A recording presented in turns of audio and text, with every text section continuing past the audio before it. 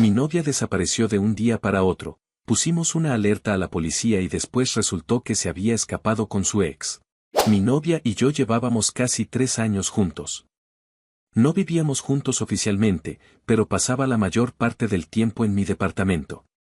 Tenía ropa aquí, productos personales, cosas que claramente no trae a alguien que solo se queda ocasionalmente. Nuestra relación no era perfecta, pero tampoco estaba en crisis. Habíamos tenido discusiones normales, nada fuera de lo común. Al menos, eso creía yo. Ella se llamaba Marcia. Tenía 27 años, trabajaba en una clínica privada como recepcionista y llevaba una rutina bastante estable. Siempre fue muy organizada con sus horarios, especialmente entre semana. Se levantaba temprano, iba a trabajar, regresaba por la tarde y, si no tenía planes específicos, se quedaba conmigo. Los fines de semana solíamos hacer cosas sencillas, ir al cine, salir a comer o simplemente quedarnos en casa viendo series. El día antes de que desapareciera fue completamente normal. Cenamos juntos, hablamos de cosas triviales, incluso estuvimos planeando un pequeño viaje para el mes siguiente. Recuerdo que esa noche me dijo que al día siguiente iba a salir del trabajo un poco más tarde porque tenía que cubrir a una compañera. Nada raro. Se fue a dormir como siempre, dejó su teléfono cargando en la mesa y puso la alarma. A la mañana siguiente se levantó antes que yo. Me dio un beso rápido, tomó su bolso y salió. Eso fue lo último que vi de ella durante varios días. Ese mismo día, por la noche, noté algo extraño. Normalmente me avisaba cuando salía del trabajo o cuando iba a tardar más de lo habitual. Ese día no lo hizo. Le mandé un mensaje preguntándole si todo estaba bien. No respondió. Pensé que quizá estaba ocupada o que su teléfono se había quedado sin batería. Pasaron un par de horas y volví a escribirle. Nada. Intenté llamarla y el teléfono sonaba, pero no contestaba. No fui directamente al pánico. Me dije a mí mismo que probablemente estaba cansada o que se había quedado con alguna amiga. Al día siguiente por la mañana seguía sin noticias. Le escribí de nuevo, la llamé varias veces y seguía sin respuesta. Empecé a sentir una inquietud real. Marcia no era de desaparecer así. Siempre avisaba, incluso cuando estaba molesta conmigo. Decidí ir a su departamento para ver si estaba ahí. Tenía llaves, así que pude entrar sin problema. Todo estaba exactamente como lo había dejado días antes. Su cama estaba hecha, no había señales de que hubiera regresado. Su ropa seguía en el closet, sus zapatos estaban ahí, incluso su laptop estaba sobre el escritorio. Eso fue lo que más me inquietó. Marcia no salía sin su computadora si pensaba quedarse fuera más de un día. Intenté contactar a su mejor amiga, Ana. Ella tampoco sabía nada. Me dijo que no había hablado con Marcia desde el día anterior, cuando intercambiaron mensajes breves por la mañana. Ana también estaba preocupada, pero trató de tranquilizarme diciendo que quizá necesitaba espacio. A lo largo de ese día llamé a su trabajo. Me dijeron que Marcia había salido a su hora habitual y que no había avisado nada extraño. Pregunté si alguien la había visto salir con alguien, pero no supieron decirme. Para ese punto, la preocupación ya era seria. Pasó otra noche sin noticias. Nadie sabía nada. Su teléfono seguía apagado o sin contestar. El tercer día decidimos ir a la policía. Fui con Ana y con el hermano de Marcia. Al principio, la reacción no fue muy alentadora. Nos dijeron que siendo una adulta, podía haberse ido por voluntad propia, que debíamos esperar al menos 72 horas. Aún así, insistimos en que su comportamiento no era normal y que había dejado muchas cosas importantes atrás. Finalmente, aceptaron tomar el reporte como una posible desaparición. Nos hicieron preguntas básicas, cómo iba vestida, si tenía problemas personales, si había mencionado querer irse o alejarse de alguien. Respondí lo mejor que pude, aunque sentía que no estaba ayudando mucho. Yo mismo no entendía qué estaba pasando. Esos días fueron una mezcla constante de ansiedad, culpa y miedo. No podía dormir bien. Me despertaba varias veces revisando el teléfono, esperando algún mensaje o llamada. Imaginaba escenarios terribles, un accidente, un asalto, algo que prefería no pensar demasiado. La policía comenzó a hacer algunas averiguaciones básicas. Revisaron cámaras cercanas a su trabajo y a su departamento. Nos dijeron que no podían dar muchos detalles, pero que estaban investigando. Mientras tanto, empezamos a movernos por nuestra cuenta. Publicamos en redes sociales, compartimos su foto, pedimos que nos avisaran si alguien la había visto. Varias personas compartieron la publicación. Recibimos mensajes de apoyo y también algunas pistas que al final no llevaron a nada. En uno de esos días, hablando con su hermano, salió el tema de su exnovio. Yo sabía de su existencia, claro. Habían terminado aproximadamente un año antes de que Marcia y yo empezáramos a salir. Según ella, la relación había sido complicada y terminó mal. Nunca quise indagar demasiado. Confiaba en que eso era parte de su pasado. Su hermano mencionó que ese ex había intentado contactarla meses atrás. No lo había considerado relevante en ese momento, pero ahora, con todo lo que estaba pasando, empezó a sonar inquietante. Intentamos buscar información sobre él, pero no teníamos mucho. Sabíamos su nombre y poco más. La policía nos pidió que les proporcionáramos cualquier detalle adicional que recordáramos, incluso cosas que parecieran insignificantes. Empecé a repasar mentalmente los últimos meses de nuestra relación, buscando señales que quizá había ignorado, mensajes que respondía rápido y luego borraba, llamadas que contestaba en otra habitación. Cambios sutiles en su humor. Nada era concluyente, pero todo empezó a verse distinto. Para el cuarto día, la tensión era extrema. Su familia estaba destrozada. Yo me sentía completamente inútil. No sabía si debía sentir esperanza o prepararme para lo peor. Fue entonces cuando ocurrió algo que cambió el rumbo de todo. Esa tarde recibí una llamada de un número desconocido. Contesté de inmediato, pensando que podía ser la policía o alguien que tuviera información. Del otro lado no habló Marcia, pero la voz que escuché me dejó helado. Era una voz femenina, conocida, pero que en ese momento tardé unos segundos en ubicar. Dijo mi nombre con cautela, como si estuviera midiendo cada palabra antes de pronunciarla. Era Luna, una de las amigas más cercanas de Marcia. Al principio sentí alivio. Pensé que tal vez ella sabía algo, que quizá Marcia estaba con ella o que había tenido algún problema menor. Pero ese alivio duró apenas unos segundos. Luna fue directa. No hizo pausas largas ni rodeos innecesarios. Marcia no está desaparecida, dijo. Ella se fue. No entendí de inmediato. Le pedí que me explicara. Mi cabeza seguía en modo de emergencia, esperando escuchar algo relacionado con un hospital, una comisaría o algún accidente. ¿Cómo que se fue? Pregunté. ¿Dónde está? Luna respiró hondo antes de continuar. Días antes de desaparecer, Marcia me dijo que estaba planeando irse. Dijo que quería empezar de nuevo, que no estaba bien emocionalmente. Pensé que lo decía por impulso, como cuando alguien está abrumado. No creí que lo haría de verdad. Sentí un vacío en el estómago.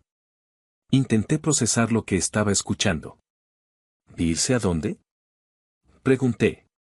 ¿Por qué nadie nos dijo nada? Hubo un silencio breve del otro lado. Se fue con su ex, dijo finalmente. Sé que esto va a doler, pero no quiero que tú ni su familia sigan sufriendo pensando que le pasó algo malo. La frase quedó suspendida en el aire. No respondí de inmediato. Mi mente se negó a aceptar lo que acababa de escuchar. Durante días habíamos imaginado los peores escenarios, y ahora alguien me estaba diciendo que Marcia simplemente se había ido, sin avisar, dejando a todos atrás. Luna continuó hablando, como si sintiera la necesidad de justificar su llamada. Después de que desapareció, intenté contactarla varias veces. Al principio no respondió.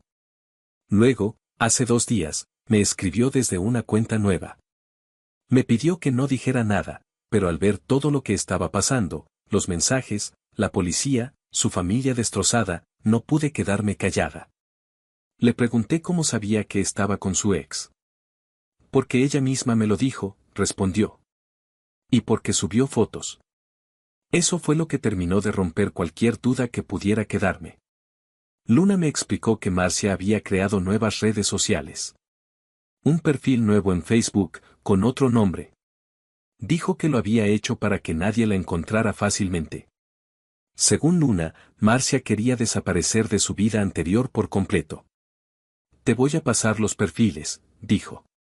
No quiero que sigan pensando que está muerta o secuestrada. No es justo para nadie. Minutos después, recibí varios enlaces por mensaje. Me quedé mirando el teléfono sin abrirlos durante unos segundos. Parte de mí no quería verlos. Otra parte necesitaba confirmarlo con mis propios ojos. Abrí el primero. Era un perfil de Facebook. El nombre no era el de Marcia. Usaba un apellido distinto. La foto de perfil, sin embargo, era inconfundible. Era ella. El perfil parecía reciente. Tenía pocas publicaciones, todas de los últimos días. En una de ellas aparecía Marcia sonriendo, sentada en lo que parecía ser una cafetería. En otra, estaba abrazada a un hombre. No tuve que preguntarme quién era. Era su exnovio. Las fotos no parecían casuales. No eran discretas ni ambiguas. Mostraban claramente que estaban juntos, tranquilos, como si nada hubiera pasado. En los comentarios había personas felicitándolos, deseándoles lo mejor, dando a entender que su relación era conocida por ese círculo. Sentí una mezcla de emociones difíciles de describir. No era solo tristeza. Era una sensación de irrealidad, como si todo lo que había vivido en los últimos días hubiera sido una exageración innecesaria, mientras ella seguía con su vida sin mirar atrás. Cerré el perfil y me quedé sentado durante varios minutos, sin moverme. Pensé en su familia, en su hermano, en su madre, que no dormía desde hacía días.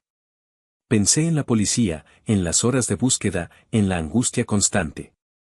Decidí que no podía quedarme esa información para mí. Esa misma noche fui a casa de la familia de Marcia.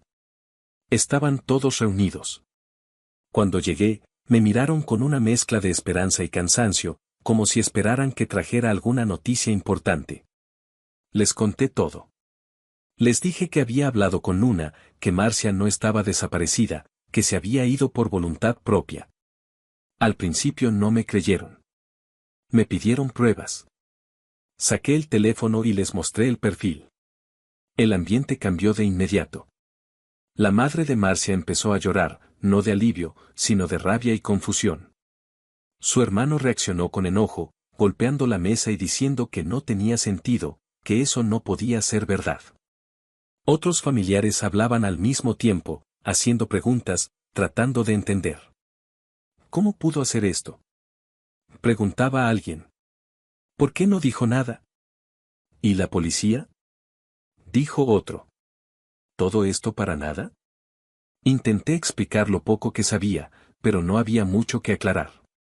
Las imágenes hablaban por sí solas. La familia estaba dividida entre la indignación y el dolor. Algunos querían ir de inmediato a buscarla. Otros decían que no valía la pena, que si se había ido así, era mejor dejarla. Esa noche fue larga. Nadie durmió bien. Al día siguiente informamos a la policía de lo que había ocurrido. Mostramos los perfiles, explicamos la llamada de Luna. Tomaron nota y nos dijeron que, al tratarse de una persona adulta que se había ido voluntariamente, el caso se cerraría. Escuchar eso fue extraño. Durante días, la palabra desaparición había dominado todo. Y ahora, de repente, ya no había nada que investigar. Impulsado por una mezcla de rabia y necesidad de respuestas, decidí escribirle a Marcia. Usé el perfil nuevo que había visto. No sabía si leería el mensaje, pero sentía que debía intentarlo. Le escribí algo simple. Le dije que sabíamos que estaba bien, que su familia había sufrido mucho, que necesitábamos entender por qué se había ido así. El mensaje quedó enviado, pero nunca fue leído. Horas después, cuando intenté volver a entrar al perfil, ya no podía verlo. Me había bloqueado. Ese gesto fue, en cierto modo, más doloroso que la confirmación de que se había ido con su ex. No solo había decidido irse, sino también cortar todo contacto, borrar cualquier posibilidad de explicación. La familia también intentó contactarla por otros medios. Algunos mensajes fueron enviados desde cuentas distintas. Todos tuvieron el mismo resultado, bloqueo o silencio. Con el paso de los días, el impacto emocional fue evidente. La madre de Marcia cayó en un estado de tristeza profunda. Su hermano alternaba entre la ira y la culpa. Yo me sentía vacío. No sabía qué sentir exactamente. No había un cierre, no había una conversación final, no había una despedida. Solo quedaba la certeza de que la persona que había compartido mi vida durante casi 3 años había decidido irse sin mirar atrás, dejando a todos lidiar con las consecuencias. Y aunque ahora sabíamos que estaba viva, el dolor no era menor. En algunos momentos, incluso se sentía peor. Pasaron los días. Luego las semanas. Después, los meses. Al principio, cada mañana despertaba con la sensación de que todo había sido un error, como si en cualquier momento fuera a recibir un mensaje explicando que nada de eso había ocurrido realmente. Esa sensación fue desapareciendo lentamente, reemplazada por una tristeza más estable, menos intensa, pero constante. La ruptura con Marcia fue, sin duda, la más dolorosa que había vivido. No solo por la traición, sino por la forma en que ocurrió. No hubo una conversación final, ni una discusión que explicara el quiebre. Solo un abandono silencioso que dejó a muchas personas lidiando con preguntas sin respuesta. Durante los primeros meses mantuve cierto contacto con su familia, sobre todo con su hermano. No hablábamos a diario, pero intercambiábamos mensajes de vez en cuando. Compartíamos una especie de duelo extraño, porque no era una pérdida definitiva, pero tampoco una ausencia normal. Con el tiempo, ese contacto se fue diluyendo. La familia de Marcia empezó a resignarse a la idea de que ella había tomado una decisión consciente. No era algo que aceptaran con facilidad, pero poco a poco dejaron de esperar una explicación. Recuerdo una conversación en particular con el hermano de Marcia. Fue aproximadamente un mes después de que ella se fuera. Estábamos hablando por teléfono, y en un momento, sin levantar la voz, dijo algo que me quedó grabado. Dijo que, para él, Marcia ya no era su hermana. Que la persona que conocía no habría hecho algo así. Que alguien que ama de verdad no desaparece sin dar explicaciones, no expone a su familia al miedo, ni deja a otros cargando con el peso emocional de sus decisiones. Según él, su madre tardó más en llegar a ese punto. Durante semanas, ella siguió esperando una llamada, un mensaje, cualquier señal. Pero con el paso del tiempo, la esperanza se transformó en decepción. No una decepción ruidosa, sino silenciosa y profunda. Eventualmente, cada uno siguió con su vida como pudo. Yo empecé a reconstruirme poco a poco. No fue un proceso rápido ni ordenado. Hubo días en los que parecía estar bien y otros en los que cualquier recuerdo me desestabilizaba. Pero con el tiempo, la rutina ayudó. Volví a concentrarme en mi trabajo, retomé algunas amistades que había descuidado y comencé a pensar en planes personales que no giraban alrededor de una relación. Después de aproximadamente 3 meses, mi vida estaba un poco más estable. No diría que estaba bien del todo, pero ya no vivía en un estado constante de ansiedad o tristeza. Marcia seguía siendo un recuerdo doloroso, pero ya no ocupaba cada pensamiento. Fue entonces cuando recibí la llamada. Era una videollamada. El nombre que aparecía en la pantalla era el del hermano de Marcia. Me sorprendió. Hacía semanas que no hablábamos. Dudé unos segundos antes de contestar, pero finalmente lo hice. Lo primero que vi fue su rostro. Estaba llorando. No era un llanto de tristeza profunda, sino algo distinto. Su expresión mostraba enojo, cansancio, una mezcla de emociones difíciles de identificar. Sus ojos estaban rojos y su respiración era irregular. Necesito que veas esto, dijo sin saludar. Antes de que pudiera responder, movió el teléfono. La imagen cambió y entonces la vi. Era Marcia. Estaba sentada en una sala que reconocí de inmediato. Era la casa de su madre. Marcia lloraba, tenía el rostro hinchado, los ojos enrojecidos y la voz quebrada. Estaba diciendo algo que no alcancé a escuchar bien al principio, pero se notaba claramente que estaba pidiendo perdón. Perdón, mamá, repetía. Me equivoqué. No sabía lo que estaba haciendo. La madre de Marcia estaba sentada frente a ella. No lloraba. No gritaba. Su expresión era completamente seria, casi rígida. No había enojo visible, solo una decepción profunda, de esas que no necesitan palabras. El hermano volvió a enfocar la cámara hacia él por un momento. ¿Sabes quién crees que vino arrepentida a pedirnos ayuda? Dijo, con la voz cargada de impotencia. No respondí. Sentí que cualquier palabra estaba de más. La cámara volvió a girar hacia la escena. Marcia intentaba explicar algo. Decía que las cosas no habían salido como esperaba, que había cometido un error, que se había dado cuenta demasiado tarde. Hablaba entre sollozos, sin un orden claro, como alguien desesperado por arreglar algo que ya estaba roto. La madre la escuchó durante varios minutos sin interrumpirla. Cuando Marcia terminó de hablar, hubo un silencio incómodo. Nadie se movía. Nadie decía nada. Finalmente, la madre habló. Su voz era tranquila, casi fría. Le dijo que había tomado una decisión cuando se fue. Que no había sido una confusión momentánea, sino una elección consciente.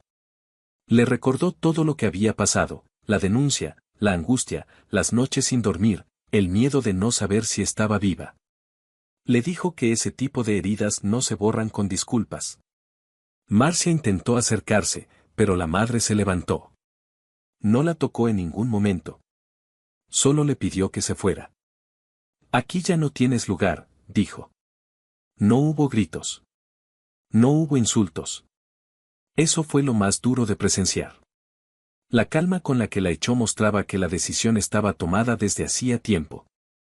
Marcia se puso de pie llorando, tratando de decir algo más, pero su hermano intervino.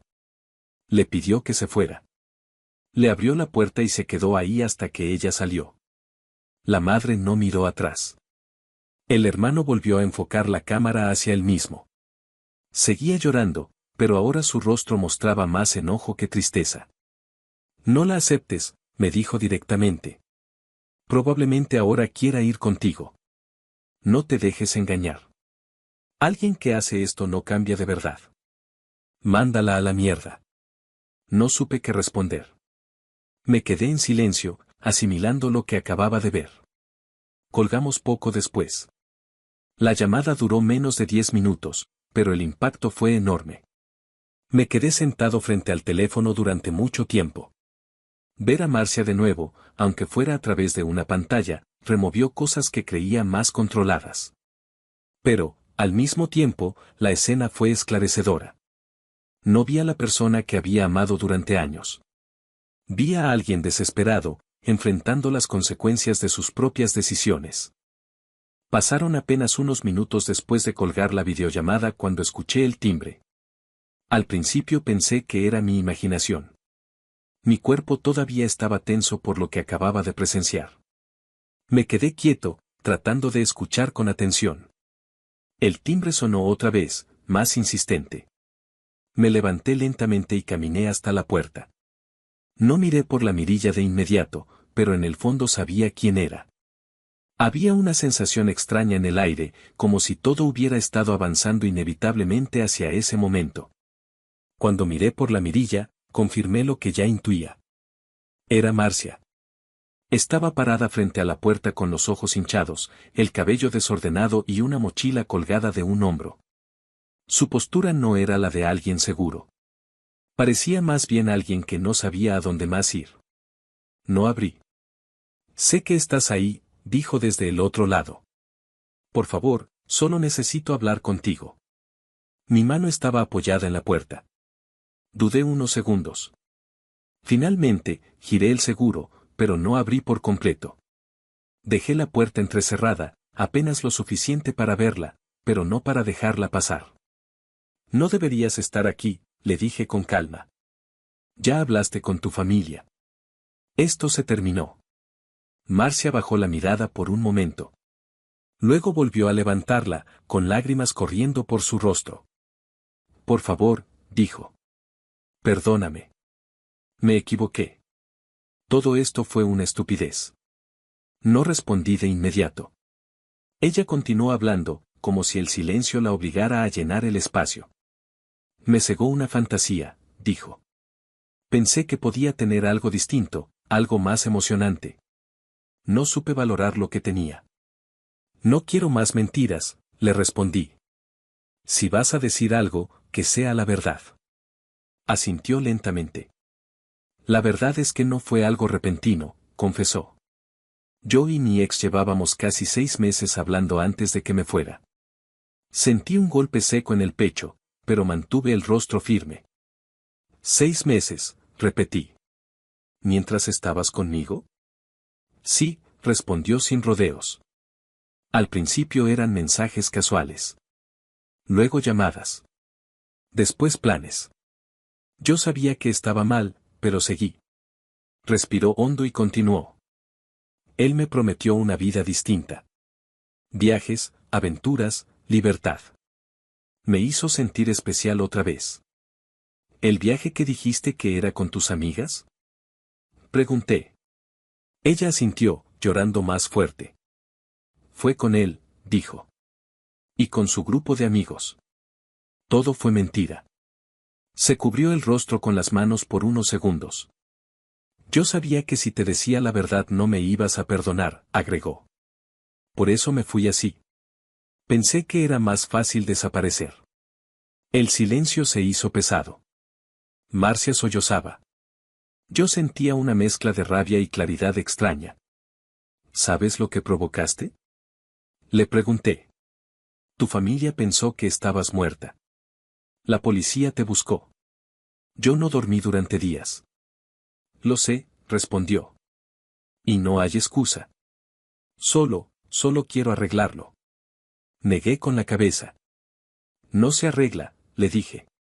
Se rompió. Marcia dio un paso adelante, pero la puerta seguía siendo una barrera clara. No tengo a dónde ir, dijo. Fui primero a casa de Luna, pero no quiso recibirme. Después fui con mis padres, ya viste lo que pasó. Tú eres mi última esperanza. Esas palabras no despertaron compasión. Despertaron algo distinto. ¿Y tu ex? Pregunté. ¿Dónde está ahora? Marcia dudó. No fue como lo prometió, admitió.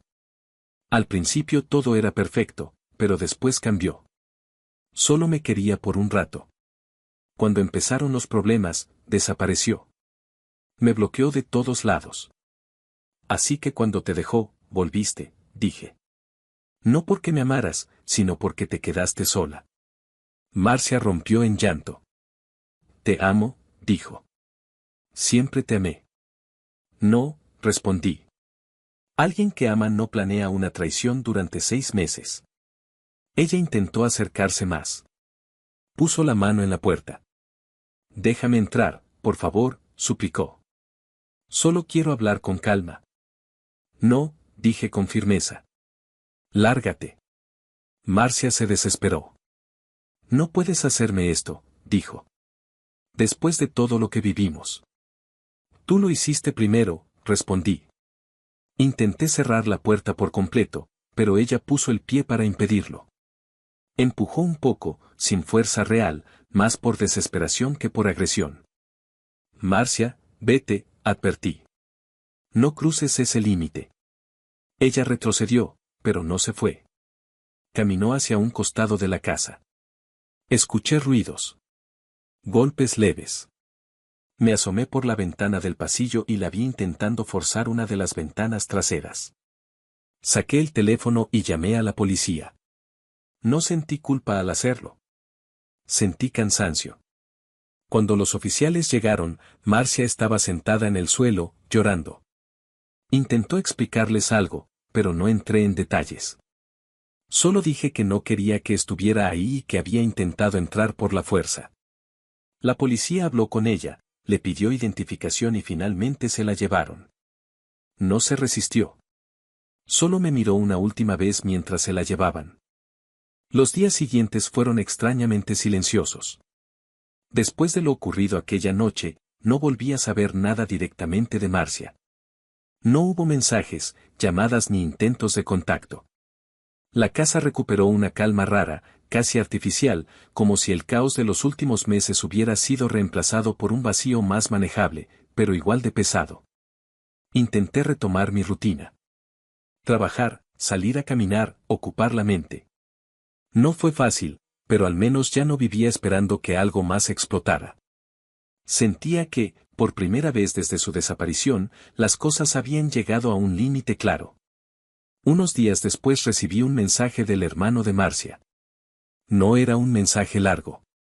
Tampoco emocional. Solo decía que necesitaba contarme algo.